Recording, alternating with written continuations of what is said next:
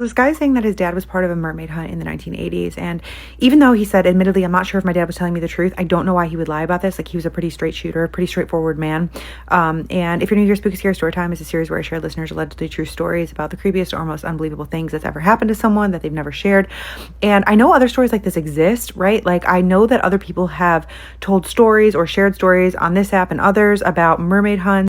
Maybe there's some truth to this, maybe not. I don't know. You make the decision. I'm just here to tell the stories. So this guy's name is Kevin. Kevin said that he was born in the 1980s. Before he was born, his dad was in the Navy, and his dad worked as an underwater welder, which apparently is a very dangerous job. Shortly after Kevin was born, his dad was discharged from the Navy with a medical discharge, something to do with neurological issues. He also said his dad had this constant ringing in his ears that was always bothering him and always giving him migraines for years and years, pretty much up until his passing. Also worthy of noting, Kevin said that growing up, his dad was deathly afraid of water, of bathtubs, of pools, of lakes, like would not swim. Apparently, after he was discharged from the Navy, he still had old contacts with like friends that he had made in the Navy. And so he was working these like contract jobs. Boats were usually involved. They paid well. And he remembers his parents arguing about it. Like, his mom did not like that he took these jobs, but his dad just was always like, okay, well, I have to get it done. Kevin was 16. He was apparently thinking a lot about what he was going to do in the future. Like, he was like, do I go to college? Should I join the service? And part of him wanted to join the service, join the Navy, like his dad. Grandpa had also been in the Navy, so it was like a family thing. There had been a lot of talk around the house about what he was going to do after high school. And his dad was insistent that he did not go into the service, but his mom was like, oh, if he wants to, he should. And his dad would slam his hand down and be like, he's not going into the service. One night in the summer, they're sitting outside. It's Kevin and his dad on the back porch, and Kevin was listening to music. He said he doesn't remember exactly what he was listening to, but it was something with like layered harmonies. His dad was sitting there drinking something, and he just put his drink down and he said, can you please turn that off? He said he didn't sound mad. He was just like tired. Kevin turned it off. They're just sitting there in silence, and then his dad is like, I should have told you this a long time ago, but I want to warn you about something in case one day I'm not around to tell you before you have to make the decision about what you're going to do with your future. And Kevin said that was just how he started this story. And he said that one day after he was discharged from the Navy, one of his buddies called him up and was like, hey, I have this contract job, pretty short term, it's cash payment, there's an NDA for safety reasons. And his dad was told that basically he was just going to be part of rigging and underwater support. His dad apparently assumed that it was going to be some kind of illegal fishing vessel because apparently he had worked on one or two of these before. Maybe something with environmental enforcement, but he didn't ask too many questions because that's how these jobs worked. And he knew the buddy who called him and asked him to work on the job, like they had worked together before. So he says, yeah, I'll take the job. I need the money. And his friend's like, cool, we need to leave the dock at dusk. His dad tells him that basically that alone should have made him uneasy. And he knew that certain fishing vessels went out at dusk.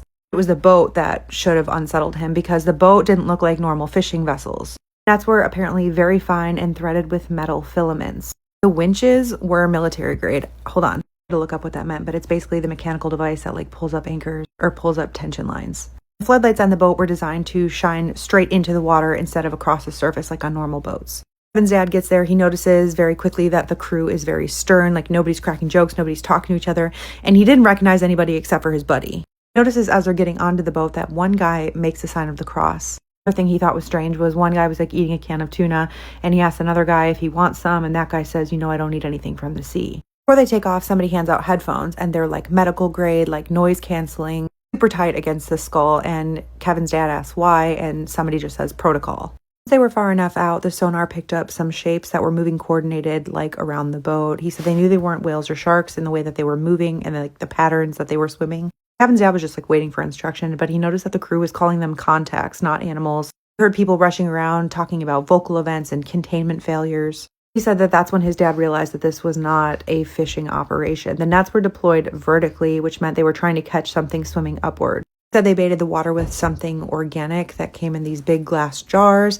It wasn't fish. He thought maybe mammals of some kind, like land mammals, but he said he really didn't want to know. And that's when somebody taps him and tells him to put his headphones on, and they say basically don't take them off no matter what you think you hear. Kevin's dad goes to put on his headphones, but as he's like placing them over his ears, he can hear like a woman talking, and he's looking around the boat like, is there a woman on here? And he said it was like different women's voices. Like it sounded like one woman was begging for her son. One sounded like his own son calling for his dad. So he like looks, he's like, is there a kid on this boat? And the voices got clear, and he realized they weren't coming from the boat. They were coming from somewhere out in the water. And then he heard his own name. Then he tells Kevin that basically as soon as he snaps the headphones on his ears, he could still hear some sounds, but it was like at least muffled. Something hit the net, and it was hard enough to rock the boat. And a couple of the guys on the boat dropped to their knees and started vomiting. One of the other crew members started taking his headphones off, and two of the other guys jumped on top of him and started restraining him. And he tells Kevin that they hauled something onto the boat, and when he first saw it, his brain like just totally rejected it because it looked like a human. It's like a woman soaking wet, but the proportions were weird. Mouth open wider than a human's could. There were too many teeth, and the eyes were glossed over like fish eyes. That he was just dumbfounded staring at it, and he noticed like light wasn't reflecting on the eyes, it was reflecting off them, like it wasn't focused on anything. It was like an animal's eyes. His buddy, the one that got him the job, walks over to him and motions for him to take off the headphones. He basically tells him that they're not as powerful when they're out of water. Kevin's dad is just like, what is that?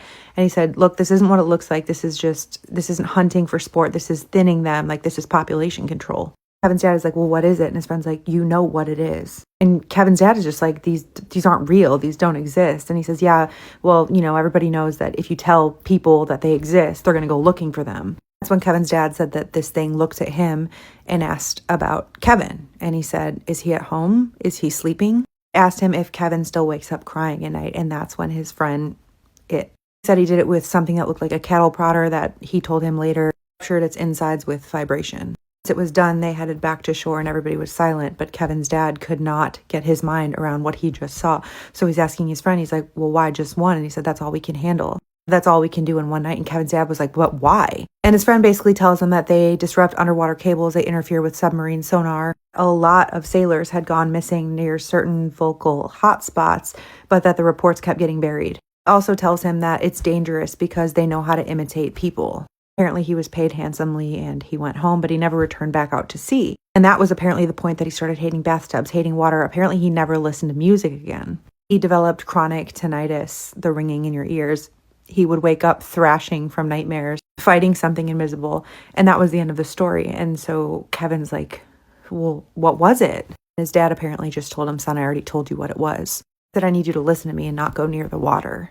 Kevin said his dad passed in 2018 and he's thought about this story a lot. He wishes he had asked more questions. And part of him isn't sure if his dad just told him this story so he wouldn't go into the Navy. He says his gut is telling him the truth because if he didn't want me to go in the Navy, he would have just told me he didn't want me to go into the Navy. He was not the type to make up tall tales.